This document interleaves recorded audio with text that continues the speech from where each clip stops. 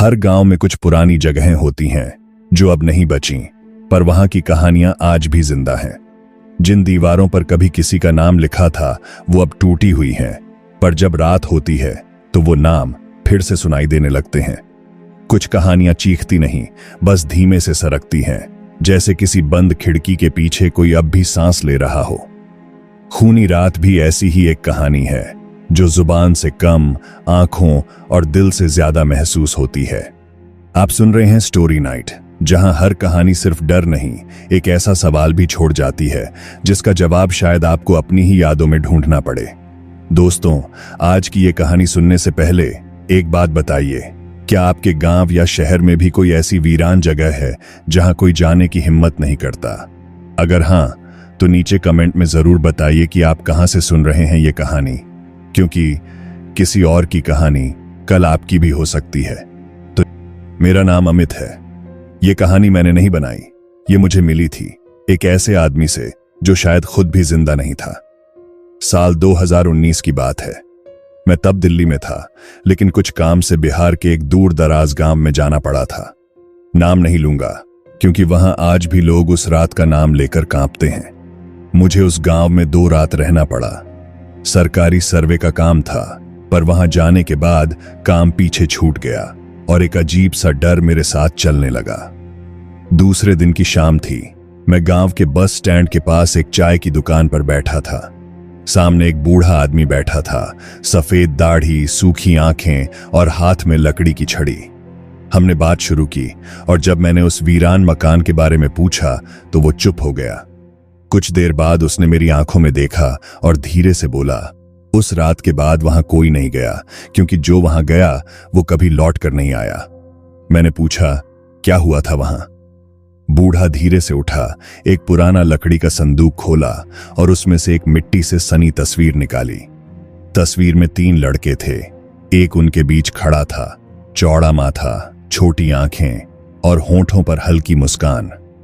नाम था सुरेश, उसने कहा। मैंने तस्वीर को ध्यान से देखा।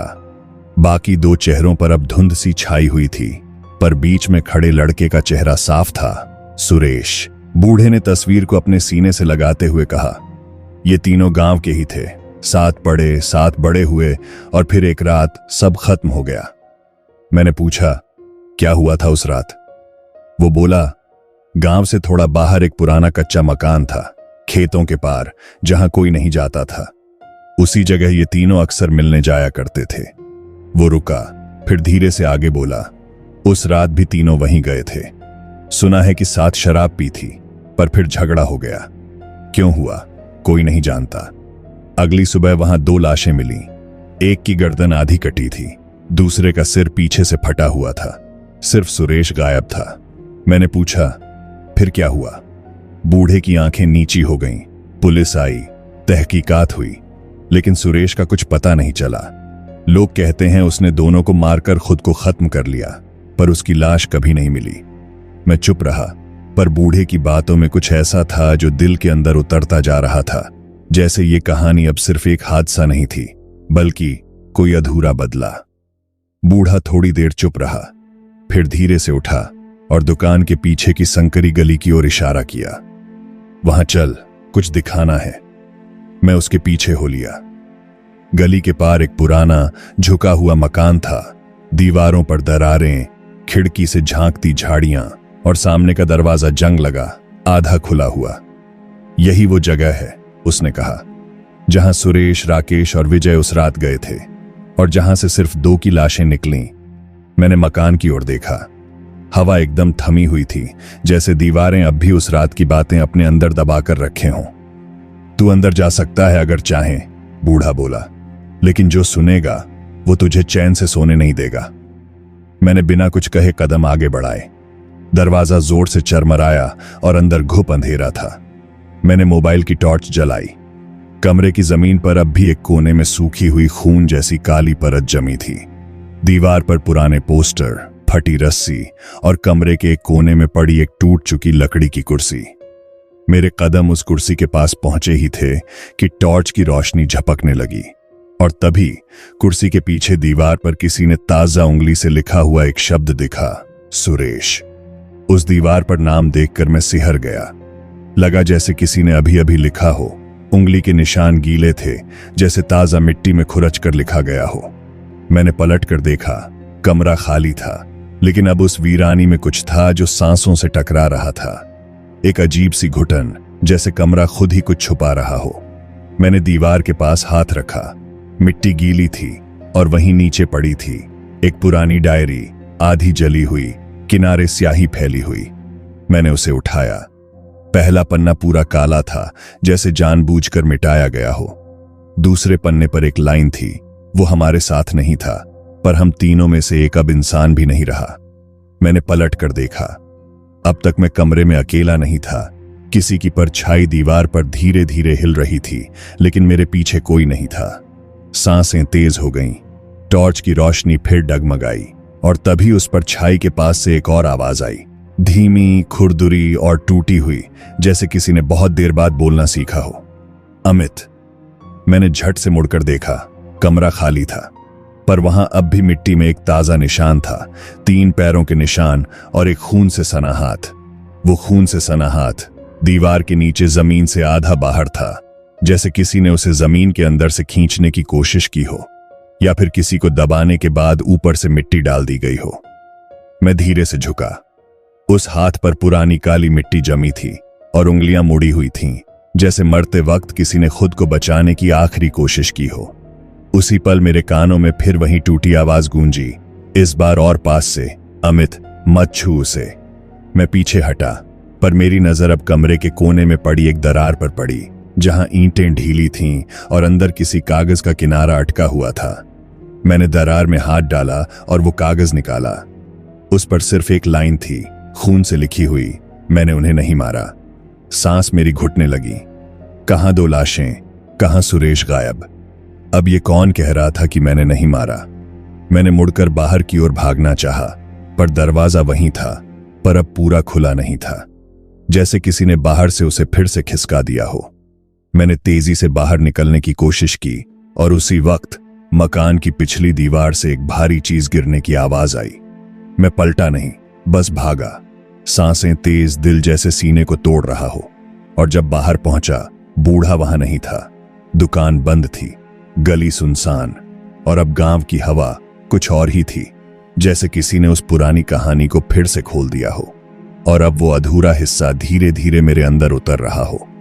उस रात मैं ज्यादा नहीं सो पाया। कमरे की खिड़की बंद थी, लेकिन बार बार ऐसा लगता रहा जैसे कोई बाहर से झांक रहा हो। छत से कभी कभी हल्की सी खटखट की आवाज आती, और एक बार तो मुझे लगा कि बिस्तर के नीचे किसी की सांस चल रही है। मैंने लाइट जलाई, कुछ नहीं था, पर डर अब मेरे साथ था, जैसे कोई साया पीछे लग गया हो। सुबह होते ही मैं फिर उसी दुकान की तरफ गया। वही बूढ़े से दोबारा मिलने की उम्मीद थी, पर दुकान बंद थी। पास बैठे एक आदमी से पूछा, जो बूढ़ा यहां बैठता था वो आज नहीं आया। वो मुझे अजीब निगाह से देखने लगा, फिर बोला, कौन बूढ़ा? यहां तो महीनों से कोई नहीं बैठा। मैं ठहर गया। अरे, लंबी दाढ़ी वाला, लकड़ी की छड़ी पकड़े हुए, कल मुझसे बात कर रहा था। उसी के पास से तस्वीर ली थी। वो आदमी धीरे से बोला, बाबूजी, आप ठीक हैं? इस दुकान पे जो बैठता था, वो बूढ़ा तो 2 साल पहले मर गया। मेरे पैरों तले जमीन खिसक गई। क्या? वो बोला, हाँ, खेतों के पास जो पुराना मकान है ना, उसी के अंदर उसकी लाश मिली थी। लोग कहते हैं सुरेश के बारे में सबसे ज्यादा वही जानता था। मेरे हाथ से तस्वीर छूटकर नीचे गिर गई। तस्वीर की धूल साफ की। अब जो देखा, 3 नहीं 4 चेहरे थे उस तस्वीर में। चौथा चेहरा मैं कभी नहीं देख पाया था, पर अब साफ था। तस्वीर अब मेरे हाथ में थी, लेकिन उसमें जो चौथा चेहरा दिखा, वो मेरे अंदर तक उतर गया था। वही बूढ़ा जिससे मैं कल बात कर चुका था, जिसने मुझे कहानी सुनाई थी, जिसने कहा था कि सुरेश को उसने 2 साल बाद देखा था। अगर वो 2 साल पहले ही मर चुका था, तो मुझसे बात किसने की? मैं तस्वीर लेकर उसी खेतों की ओर गया, जहां वो पुराना टूटा मकान था। इस बार दिन था, सूरज की रोशनी थी, पर मकान अब भी वैसा ही था, सिर झुकाए खड़ा, जैसे खुद अपनी ही चुप्पी से डर रहा हो। मैंने अंदर कदम रखा। कमरे की मिट्टी अब सूखी नहीं थी, गीली थी, जैसे रात को यहां बारिश नहीं, कुछ और गिरा हो।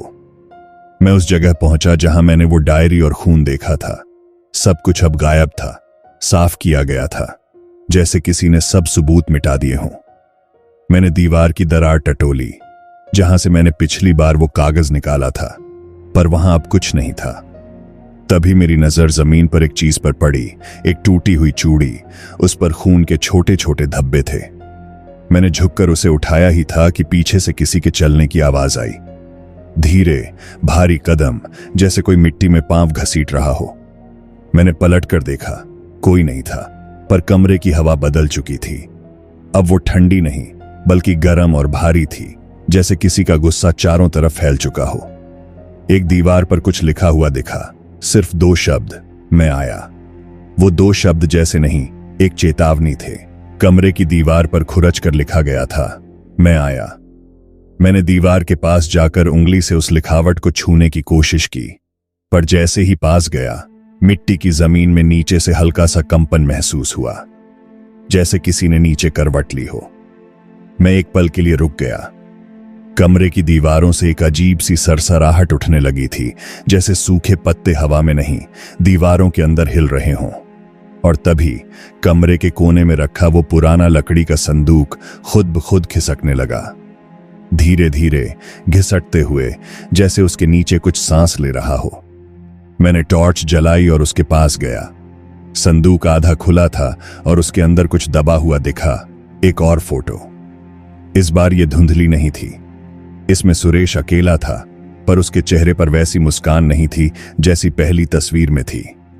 ये मुस्कान टेढ़ी थी, आंखें सीधी कैमरे की तरफ नहीं, बल्कि बाईं तरफ देख रही थीं।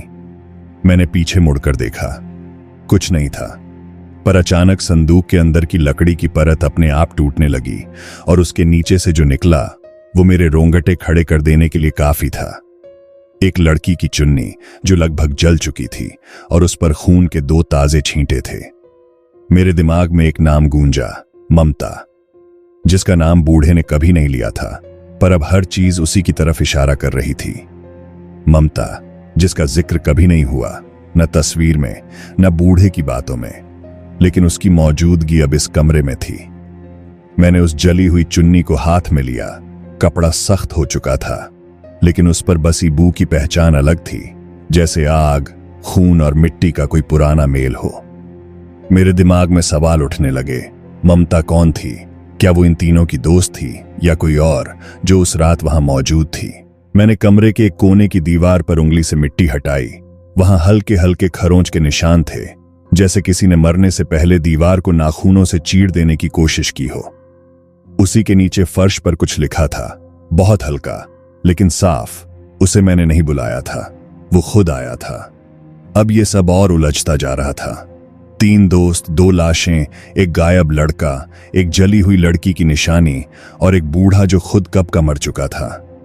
मेरे अंदर अब डर नहीं, बल्कि गुस्सा था, क्योंकि इस मकान की हर चीज मुझसे कुछ छुपा रही थी। मैं बाहर निकलने ही वाला था कि पीछे से दरवाजा खुद ब खुद बंद हो गया। कमरे में अंधेरा छा गया। टॉर्च की रोशनी अब सिर्फ एक दिशा में ठहर गई थी, कमरे के कोने में, जहां अब एक परछाई खड़ी थी। न हिली, न बोली, बस खड़ी रही। मैंने आवाज लगाई, कौन है वहां? पर जवाब नहीं मिला। परछाई धीरे धीरे मेरी तरफ बढ़ने लगी। वो परछाई धीरे धीरे मेरे पास आ रही थी। उसके कदमों की आवाज नहीं थी, लेकिन कमरे की हवा में हलचल थी, जैसे कोई चीज दीवारों को धकेल रही हो। मैं टॉर्च सीधा उसकी तरफ किए खड़ा रहा, पर वो चेहरा अब भी धुंध में छिपा था। जैसे जैसे वो पास आई, मैंने देखा उसकी उंगलियां टेढ़ी थीं और पैर जमीन से ऊपर थे। वो जमीन पर नहीं चल रही थी, बल्कि हवा में सरक रही थी। मेरा गला सूख गया। मैं एक शब्द नहीं निकाल पाया। वो कुछ कदम और करीब आई। अब उसकी गर्दन दिखाई दे रही थी, आधी जली हुई। मैं पीछे हटने लगा, पर कमरा छोटा था, दीवार पास थी और अब वो परछाई सिर्फ एक हाथ की दूरी पर थी। तभी कमरे में एक और आवाज गूंजी, बहुत हल्की, बहुत धीमी। वो सब झूठ बोलते हैं। वो आवाज किसी और की थी, एक औरत की, और वो आवाज उसी परछाई के पीछे से आ रही थी। मैंने हिम्मत करके आंखें बंद की, एक गहरी सांस ली, और जब आंखें खोलीं, परछाई गायब थी। पर कमरे में अब कुछ बदल चुका था। एक कोना जो पहले बंद था, अब खुल चुका था। एक छोटा सा तहखाना, जिसके अंदर से एक ठंडी सी सीलन भरी हवा बाहर आ रही थी और नीचे अंधेरे में किसी के सांस लेने की धीमी धीमी आवाज सुनाई दे रही थी। वो तहखाना छोटा था, सीढ़ियां पुरानी और टूटी हुई, जैसे किसी ने जानबूझकर उन्हें इस्तेमाल न करने दिया हो। मैं नीचे उतरने लगा। एक एक कदम रखते ही लकड़ियां चरमराती और नीचे से आती वो सांसों की आवाज अब और करीब लगने लगी थी। नीचे पहुंचते ही मेरा सर एकदम भारी हो गया। हवा में सीलन के साथ कुछ और भी था, जैसे लोहे और खून की मिलीजुली गंध। कमरा संकरा था और बीचों बीच एक पुराना लोहे का पलंग पड़ा था। उस पर एक जला हुआ गद्दा और उसके ऊपर कुछ पड़ा था। मैं थोड़ा और पास गया तो देखा एक और लाश जो आधी जली हुई थी पर अब भी पहचानने लायक थी। और जैसे ही मेरी नजर उसके चेहरे पर पड़ी, मैं एक पल के लिए वहीं जम गया। वो चेहरा ममता का था। सही मायनों में पहली बार मैं उसका चेहरा देख पा रहा था। सड़ी हुई त्वचा के नीचे भी उसकी पहचान बाकी थी और उसकी आंखें अब भी खुली थीं। कमरे की दीवारों पर चारों तरफ खून से लिखी गई लकीरें थीं और एक कोने में दीवार पर लिखा था, वो झूठ बोलते हैं, मैंने उसे नहीं जलाया। मैंने कांपते हुए उसकी लाश के पास एक चीज देखी, एक लॉकेट जिसके अंदर की तस्वीर अब भी साफ थी। तस्वीर में सुरेश था और उसके साथ ममता। उस पल मुझे सब समझ आ गया। वो 3 दोस्त नहीं थे, वो 3 गवाह थे। सच कुछ और था जो अब तक छिपा हुआ था और अब वो सच मेरे सामने अपनी आंखें खोले पड़ा था। मैंने वो लॉकेट उठाया। उसमें ममता और सुरेश की तस्वीर एक दूसरे से सटी हुई थी, जैसे दोनों एक ही कहानी के 2 सिरों पर हों, पर बीच का हिस्सा किसी ने जला दिया हो। मैंने वापस ममता की ओर देखा। उसकी आंखें अब भी खुली थीं, लेकिन ऐसा लग रहा था जैसे वो कुछ कहना चाह रही हो। शब्द नहीं, बस एक निगाह जिसमें गुस्सा था, दर्द था और एक अधूरा सवाल। मैं तहखाने से बाहर निकलना चाहता था, पर तभी मेरे कदम थम गए। सामने दीवार पर एक पुरानी खिड़की के पास काले धुएं की एक परछाई उभरी। धीरे धीरे वो इंसानी आकार लेने लगी। चेहरा अंधेरे में ढका था, लेकिन उसकी आकृति जानी पहचानी सी लगी। वो बिना आवाज किए मेरी ओर बढ़ी और मेरे सामने आकर रुक गई। अब उसका चेहरा साफ था, सुरेश। पर यह वही चेहरा नहीं था जो मैंने तस्वीर में देखा था। ये चेहरा सूखा हुआ था, आंखें अंदर धंसी हुई और होंठों पर वैसी ही टेढ़ी मुस्कान जैसी उस दूसरी फोटो में थी। सुरेश की परछाई ने धीरे से हाथ उठाया और तहखाने की दीवार की ओर इशारा किया। मैंने दीवार की ओर देखा। वहां एक छोटी सी ईंट बाहर निकली हुई थी। मैंने उसे दबाया तो दीवार का एक हिस्सा खुल गया। अंदर एक और फोटो रखी थी। इस बार 4 लोग थे, सुरेश, ममता, राकेश और विजय। पीछे एक लाइन लिखी थी, खून से। उस रात ममता को मारने वाले हम नहीं थे। मेरे हाथ कांपने लगे। तो जो 2 मरे थे वो झूठे थे, जो गायब था वो सच छिपा रहा था, और जो जली पड़ी थी वो अब तक सच्चाई के लिए भटक रही थी। कमरे में फिर एक हल्की सी फुसफुसाहट गूंजी, सुनो उसकी बात, वरना अगली बारी तुम्हारी होगी। उस आखिरी फुसफुसाहट ने जैसे मेरी रीढ़ की हड्डी को जकड़ लिया। मैंने उस दीवार में लगी फोटो को फिर देखा। साफ था कि जो कहानी मुझे अब तक सुनाई गई थी वो सिर्फ आधी सच थी। मैंने ममता की लाश की ओर देखा। वो अब भी वैसे ही पड़ी थी, पर उसकी आंखें अब बंद हो चुकी थीं, जैसे मेरी समझ में आने का इंतजार कर रही थीं। मैंने फिर उसी तहखाने में चारों ओर देखा। एक कोने में धंसी ईंटों के नीचे मिट्टी कुछ हटी हुई सी लगी। मैंने धीरे धीरे उसे कुरेदा तो नीचे से एक पुरानी डिब्बी मिली, जंग खाई, लोहे की। मैंने खोला। अंदर कुछ कागजों के टुकड़े थे, फटे, भीगे, पर कुछ अक्षर अब भी पढ़े जा सकते थे। पहले कागज पर लिखा था, हमने कुछ नहीं किया। ममता चिल्ला रही थी, पर वो उसे घसीट कर ले गया। दूसरे पर सुरेश ने कहा कि वो उसे बचा लेगा, पर जब वो लौटा उसकी आंखों में कुछ बदल चुका था। और आखिरी पर उस रात वो जो लौटा था वो सुरेश नहीं था। अब तस्वीर पूरी होने लगी थी। सच्चाई ये थी कि ममता के साथ कुछ हुआ था। राकेश और विजय ने उसे नहीं मारा। सुरेश उसे बचाने गया था, पर वापस जो लौटा वो सुरेश था ही नहीं। उस रात 3 दोस्त नहीं मरे थे। एक की रूह किसी और चीज से भर गई थी और उसी ने बाकी सबको खत्म किया। मैं तहखाने से बाहर निकला। धूप अब तेज थी, पर मकान के अंदर अब भी अंधेरा फैला हुआ था। और जब मैं दरवाजे से बाहर आया तो जमीन पर एक ताजा मिट्टी का निशान दिखा। किसी के खींचे जाने का। और वहां खड़ी थी एक परछाई जो अब मेरी तरफ देख रही थी। ममता की परछाई उस टूटे हुए मकान के दरवाजे पर खड़ी थी। सिर्फ उसकी आकृति दिख रही थी, सफेद साड़ी जैसी कुछ लिपटी हुई और बाल बिखरे हुए, मगर उसकी आंखें वो मेरे अंदर कहीं गहराई तक उतर रही थीं। मैं एक पल के लिए ठिठक गया। न वो आगे बढ़ी न पीछे हटी, बस मुझे घूरती रही। उसकी मौजूदगी में कोई डर नहीं था, बल्कि एक भारी चुप्पी थी, जैसे वो अब बस एक बात कहना चाहती हो, एक आखिरी सच। मैंने साहस करके धीरे से पूछा, क्या सुरेश ने ही? उसने सिर झुकाया, बहुत हल्के से। फिर उसने अपनी उंगली से हवा में एक लकीर खींची, जैसे कोई निशान बना रही हो, और उस लकीर के पीछे दिखने लगा एक और चेहरा, सुरेश। अब उसका चेहरा वैसा नहीं था जैसा तस्वीर में था। अब उसमें हैवानियत थी, आंखों में लालिमा, चेहरे पर वो मुस्कान नहीं, बल्कि नफरत, पागलपन और किसी शिकारी जैसी नजर। ममता की परछाई अब एक तरफ हट गई और सुरेश की परछाई मेरी तरफ बढ़ने लगी। मैं पीछे हटने ही वाला था कि तभी वो बूढ़ा जो 2 साल पहले मर चुका था, एक बार फिर सामने खड़ा था। इस बार उसकी आंखें साफ थीं और उसने बस इतना कहा, जो तू सुनने आया था वो सुन चुका। अब अगर और ठहर गया तो तू भी इसी कहानी का हिस्सा बन जाएगा। फिर सब गायब हो गया। सामने का टूटा हुआ मकान, ममता की परछाई, सुरेश की छाया, सब कुछ। बस जमीन पर वही लॉकेट पड़ा था और उसकी चेन अब भी गर्म थी। मैंने वो लॉकेट उठाया और बिना पीछे देखे गांव से निकल गया। लेकिन जाते वक्त एक बार पलट कर देखा। मकान अब भी वहीं था, वैसा ही टूटा हुआ, पर एक नई चीज दिखाई दी। दरवाजे के ऊपर अब खून से एक नाम लिखा था, अमित। मेरा नाम उस वीरान मकान के दरवाजे पर खून से लिखा हुआ था। देखते ही मेरी रूह कांप गई, जैसे अब कहानी मुझ पर खत्म नहीं हो रही थी, बल्कि मुझसे शुरू हो रही थी। मैंने वो जगह छोड़ दी, पर जिस रात गांव से लौटा, मुझे पहली बार यह एहसास हुआ, कुछ मेरे साथ वापस आया है। पहली रात ही बिस्तर पर लेटा था, कमरे की बत्तियां बंद थीं, पर अंधेरे में भी लगा जैसे कोई दीवार के पास खड़ा है। हर थोड़ी देर में बिस्तर के नीचे से धीमी सी सांसों की आवाज आती। मैंने टॉर्च जलाई, कमरा खाली था, पर अगली सुबह जब उठा तो दीवार पर उंगलियों से खरोंचा गया एक वाक्य दिखा, तू भी चुप रहा, अब तुझे भी देखना होगा। अब मुझे समझ आ चुका था, सिर्फ सुरेश की रूह ही नहीं भटक रही थी, बल्कि ममता की चुप्पी भी अब आवाज बन चुकी थी। जो कुछ उसने सहा, जो झूठ बोला गया, जो चुप्पियां गांव ने ओढ़ लीं, उन सब का हिसाब अधूरा था। अगले कुछ दिनों तक मैंने शहर में रहकर उस कहानी से पीछा छुड़ाने की कोशिश की, पर हर जगह वही चेहरा, वही खामोशी और वही एक सवाल पीछा करता रहा, क्या तू भी उतना ही दोषी है जितने वो थे? मैं आज भी उस लॉकेट को अपने पास रखे हुए हूं।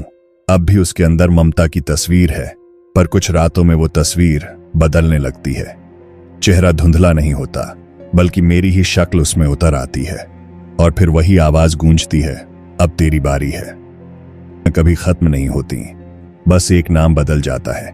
इस बार नाम था अमित, अगली बार शायद कोई और।